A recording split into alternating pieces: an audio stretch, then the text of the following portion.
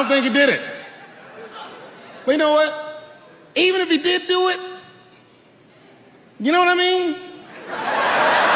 Ladies and gentlemen, boys and girls, extraterrestrials, welcome back to another edition of Wrestling with Watts.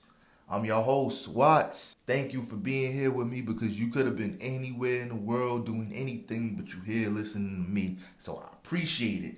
I appreciate that. Today, we're going to touch on something that I've been trying to touch on for a while. Pause. Hills that were justified.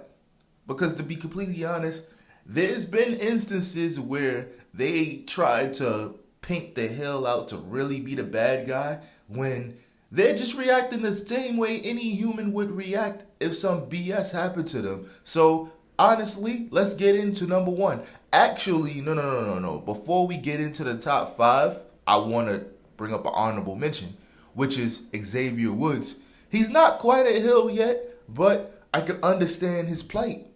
I can understand his plight as to why he's trying to use underhanded tactics, trying to act like, come on, man. You got a PhD. There ain't no way you trying to act like you ain't know that you was going to take Rey Mysterio's mask off or use underhanded tactics to win matches and stuff like that. It hasn't quite worked out for him yet because he's not a full-fledged heel, We're in the process. It's a slow burn. I know what they're trying to do. They're trying to work this until the New Day's 10th anniversary, and they're probably going to do something along the lines of what they did with Kevin Owens and Chris Jericho with the Festival of Friendship, where they reconciled, celebrated each other, and then Chris Jericho looked and said, "Oh, it's perfect. A new list.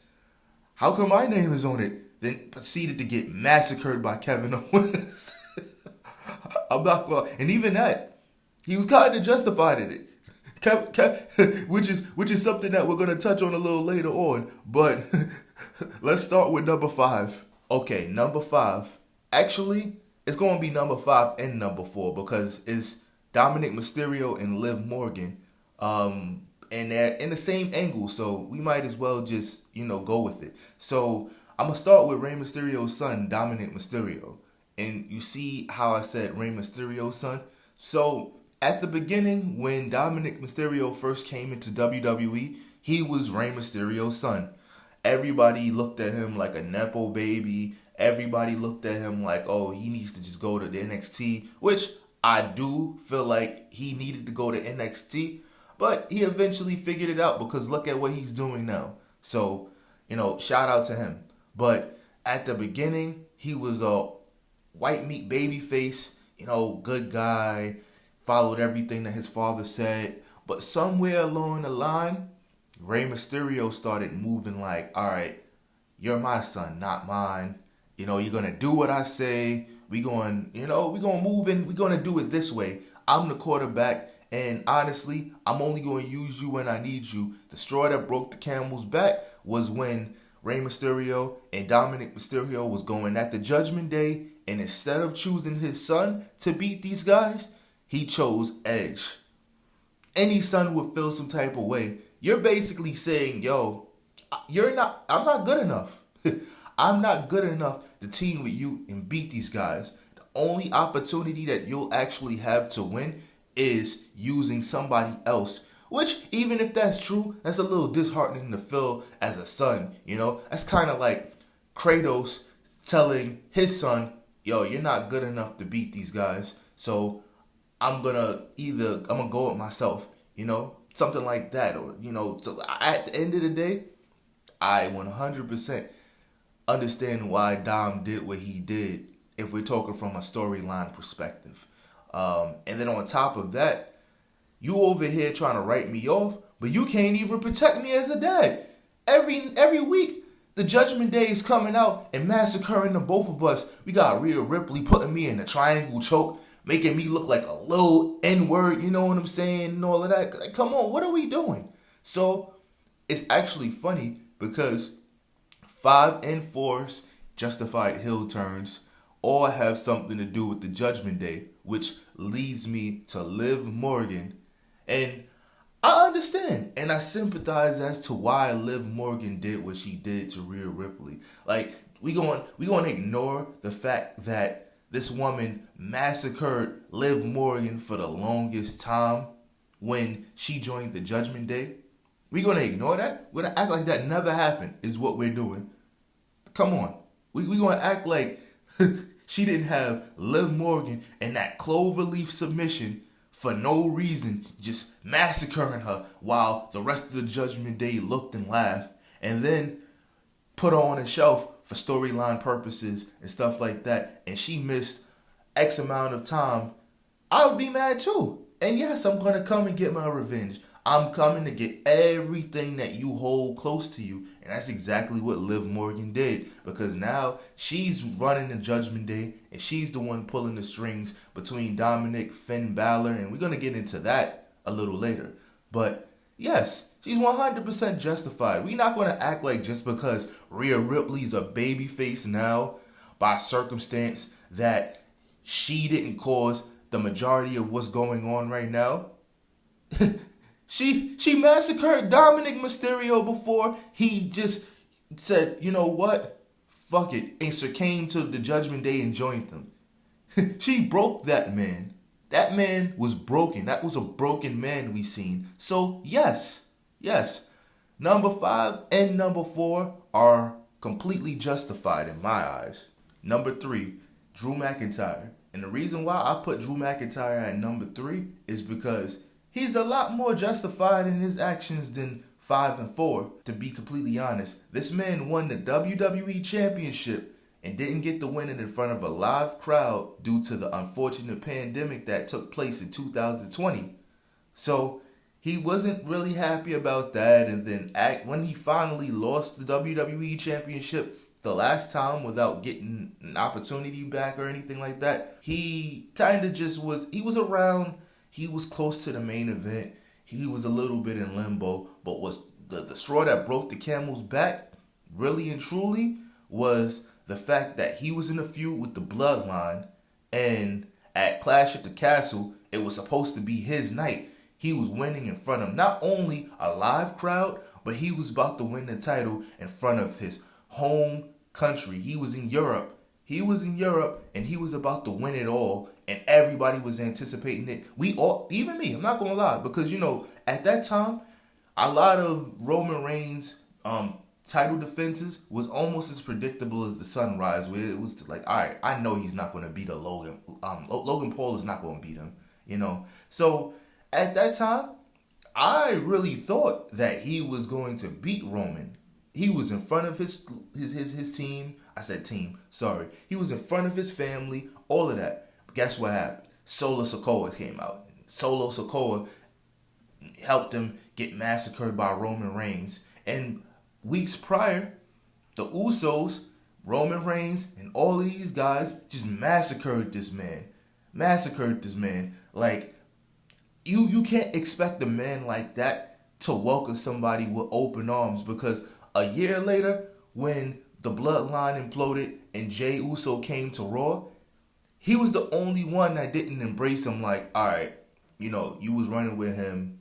We accept your apology. We know that you're not really like that. You was just riding out for your family and stuff like that. He was the only one that stood on business and said, no, I don't rock with you. You not my mans. You are the reason why I didn't win the title in the first place. And he proceeded to make Jay's life a little difficult on Raw because of it. And then it ended up being CM Punk coming back, and then he getting sick of CM Punk. He's like, why is he coming in and getting these opportunities? He quit 10 years ago. He quit, and he had the world and had the WWE universe at the palm of his hand. Me, I had to get released and then come back. So I understand his plight. I 100% do. I'm not even going to lie.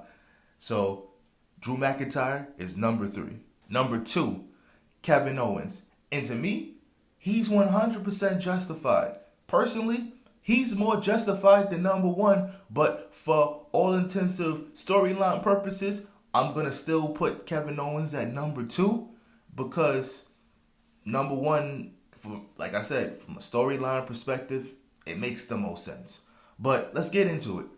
Kevin Owens spent the better part of 4 years beefing with the bloodline, getting massacred. This dude, Roman Reigns, ran him over with a golf cart. He was trying to end him. He was throwing him off of stuff. The Jimmy and Jay Uso getting involved, massacring him every week. Solo Sikoa, now the Tonga brothers, Jacob Fatu, he's over here taking all these bullets, getting hit with steel steps, getting put through tables, all for one cause, to end the bloodline. And being a noble person, being the noble person that he is, he said, I'm going to put all of my power behind you, Cody. You, me, and Randy Orton, and Seth Rollins, which he hasn't quite turned heel yet, but I know it's coming. I know it's coming. And he's going to be a justified heel as well. But back to Kevin Owens. This man put his body on the line to end the bloodline, like literally, like on straight dummy missions, trying to help Cody Rhodes. Just for 6 months later, Cody Rhodes, the team with the very man who is the reason why everything is the way it is in WWE as we know it right now. The main man who orchestrated Kevin Owens getting massacred for 4 straight years. You on team with him? You going to team with my biggest op? We supposed to be best friends. You supposed to be, you know my kids know your kids, this and that, and you mean to tell me you're going to team with this guy? I don't care if he turned face, he's still a piece of shit. To me, at least. So, yes, I understand why KO feels the way he feels. And I understand why Randy Orton might end up feeling the way he feels too. I feel like, just like I mentioned in a previous video, I feel like all of the people that ultimately helped Cody Rhodes win the championship is going to turn on him in some capacity, except like maybe John Cena and The Undertaker, because they're not full-time guys, obviously. But back to KO. Yes, this man is 100% justified for his crash out activity. And I 100% condone it. Because don't be, laughing and kikiing with a bunch of dudes that made my life on SmackDown hell for 4 years. No, absolutely not. In the number 1 spot, Finn Balor. Yes, to me, Kevin Owens was more justified. But if we're talking about the timeline of what Finn Balor's career was supposed to be versus what it is now, yes, him being a heel is 100% justified. This man, he came into WWE hot. He came in, won the NXT championship. He was still rocking the demon paint and all of that. He was one of WWE's hottest commodities at the time. He won the NXT championship and then eventually came to the main roster out the gate. Big push. One of Triple H's guys. Came out, beat Roman Reigns. Pinned Roman Reigns clean, by the way, at the time. Roman Reigns. And that was when Vince McMahon was in charge. And Vince McMahon was doing everything in his power to get Roman Reigns over as a top babyface, and it wasn't working. This man, Finn Balor, pinned Roman Reigns clean, then proceeded to beat Seth Rollins at SummerSlam and beat him clean. I think that was like 2016, if I'm not mistaken, or 2017, one of them. I think, yeah, but he proceeded to beat him clean, and then he had to relinquish the championship literally a day later because I think he tore his rotator cuff or had like a shoulder injury or something like that. But this put him out of action for months, and he was never the same.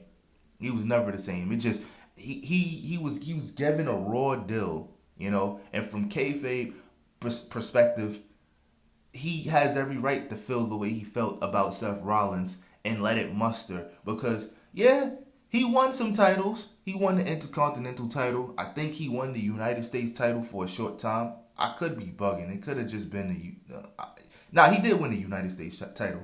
But he won a couple mid-card titles, went back to NXT. And when he went back to NXT and did the Prince gimmick, that should have propelled him back into main event status on the main roster. But it didn't really happen that way. And then he kind of went back to being regular Finn Balor, with little small remnants of the Prince. But the way he played the Prince in NXT. He did that masterfully. That's how he should have came back. And he could have been a face with it too. He could have been a heel. He could have been a face. It doesn't matter. But his career didn't pan out. And the one time I thought, since he's Triple H's man, I thought that he was going to beat Seth Rollins at the SummerSlam pay-per-view for the World Heavyweight Championship. I thought that that's what was going to happen, to be completely honest. But long story short, his career, what it was supposed to be, it never panned out. He should have been a star. He should have been a main event commodity in every way, in every sense of the way. In and out the main event. And even if he's not in the main event, he's like within earshot. You know what I'm saying? He should have had like an AJ Styles that's push as to where AJ Styles out the gate 6 months later win the WWE Championship, stuff like that. That, to be completely honest, Finn Balor should be a 3-time world champion right now if we're being real here. So yes, I understand his gripe. I understand why he feels the way he feels and why he's such a heel right now and why he's blaming Damian Priest for the reason he didn't beat Seth Rollins, and he's blaming Seth Rollins for why he didn't achieve what he was supposed to achieve. Just straight bitterness and crash out energy. I love it. The number one spot. Now, if you enjoyed this video, please like and subscribe. Leave your comments down below. Talk to me. I'm very, very personable. I reply to all comments. Talk to me nice. Let's get it. Peace.